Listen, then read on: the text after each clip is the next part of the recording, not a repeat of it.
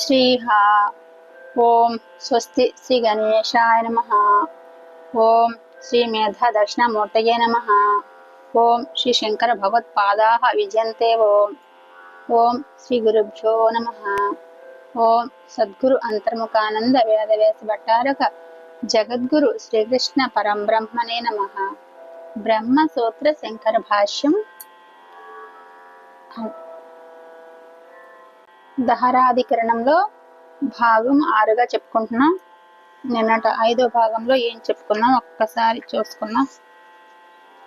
నిన్నటి భాగంలో ఆకాశం ఒకటే అయినా బాహ్యత్వమును అంతరత్వం అనే కల్పితంగా భేదం చేత ఉపమానంగా భావం కుదురుతుందని చెప్పబడింది కదా. అది సమాధానం. ఇది కుదరదు అలాగా చెప్పడం, ఎందుకంటే కల్పితమైన భేదం ఆశ్రయించడం అనేది అంటే ఏ ఉపాయం లేకపోతే అలా అంగీకరించేదని.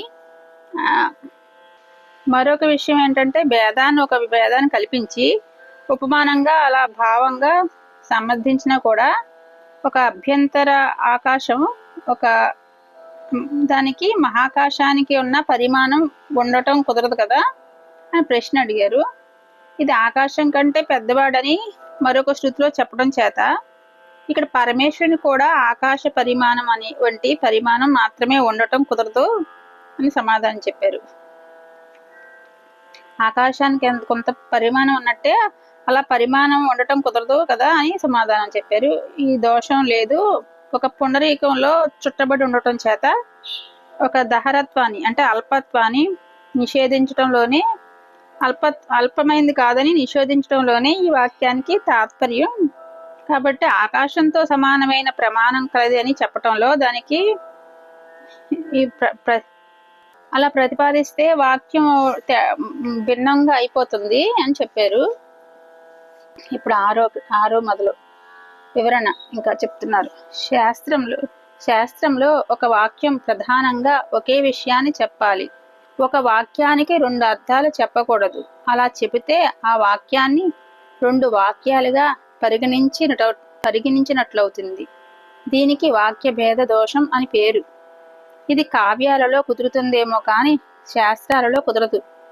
ధ్యాయానాకాశాత్ అని ధారాకాశం బ్రహ్మ మహాకాశం కంటే కూడా పెద్దది అని చెప్పడంలో ప్రధానమైన అభిప్రాయం ఏమనగా ఈ ధారాకాశం బ్రహ్మ హృదయ పద్మంలో ఉంది గాన చిన్నది అనే భ్రాంతిని తొలగించటమే.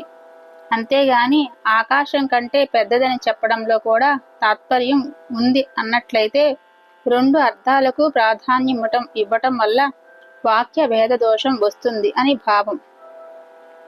నచేతి హృదయ పుండరీకం చేత చుట్టబడి కల్పించబడిన భేదం గల ఆకాశం యొక్క ఒక్క చిన్న ప్రదేశంలో ధ్యాన పృథివ్యాధులు లోపల ఇమటటం కుదరదు కూడా. ఏష సత్య సంకల్ప ఈ ఆత్మ తొలగిన సర్వ పాపములు కలది, ముసలితనం లేనిది, మృత్యువు లేనిది, శోకం లేనిది, ఆకలి లేనిది, దాహం లేనిది, సత్యమైన కోరిక కలది, సత్యమైన సంకల్పం కలది అని చెప్పిన ఆత్మత్వం అపహత పాప్మత్వం మొదలైన గుణాలు కూడా భూతాకాశంలో సంభవించవు అని చెప్తున్నారు. ఇంకా వివరంగా చాలా చెప్తారు. దీన్ని వివరంగా చెప్పుకుందాం ఒకసారి.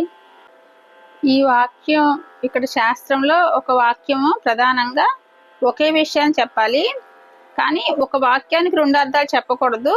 అలా చెప్తే ఆ వాక్యాన్ని 2 వాక్యాలుగా పరిగణించినట్లు అవుతుంది కదా. దీనికి ఈ వాక్య భేద దోషం అని పేరు కదా. ఇది కావ్యాల్లో కుదురుతుంది ఏమో కానీ శాస్త్రాల్లో కుదరదు కదా అని ధారాకాశం అనేది బ్రహ్మ మహాకాశం కంటే కూడా పెద్దదని చెప్పడంలో ప్రధానంగా అభిప్రాయం ఏంటంటే ఈ ధారాకాశం అనేది బ్రహ్మ అనేది హృదయ పద్మలో ఉంది గాన చిన్నదనే భ్రాంతిని తొలగించడం కోసమే చెప్పారు. అంటే హృదయంలో ఉంది అని చెప్తే చిన్నది అనుకుంటారు. అలా భ్రాంతి పడకుండా ఉండటం కోసమే ఇలా ఆకాశంతో పోల్చినట్టు ఇలా. అంతేగాని ఆకాశం కంటే పెద్దదని చెప్పడంలో కూడా తాత్పర్యం ఉంది అన్నట్లయితే ఈ 2 అర్థాలకు ప్రాధాన్యం ఇవ్వటం వల్ల వాక్య భేద దోషం వస్తుందని భావం కదా.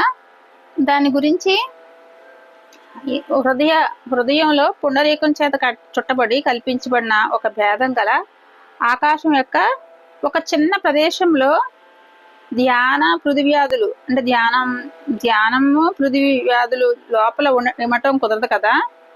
ఈ ఆత్మ తొలగిన సర్వపాపము కలది, ముసలితనం లేనిది, మృత్యువు లేనిది, శోకం లేనిది, ఆకలి లేనిది, దాహం లేనిది, సత్యమైన కోరికలది, సత్యమైన సంకల్పం గలదని చెప్పిన ఆత్మత్వం అనేది అపహత పాపమత్వం అంటే వాటికి ఏమీ పాపం ఉండవనే కదా, మొదలైన గుణాలు కూడా భూతాకాశంలో సంభవించవు కదా అని క్వశ్చన్ మళ్ళీ అడుగుతున్నారు. దాన్ని సమాధానంగా రేపు ఇంకా వివరంగా రేపు చెప్పుకుందాం. ఓం శ్రీ గురుభ్యో నమః. సర్వం శ్రీకృష్ణార్పణమస్తు. ధారాకాశంలో భాగం 6గా చెప్పుకున్నాం.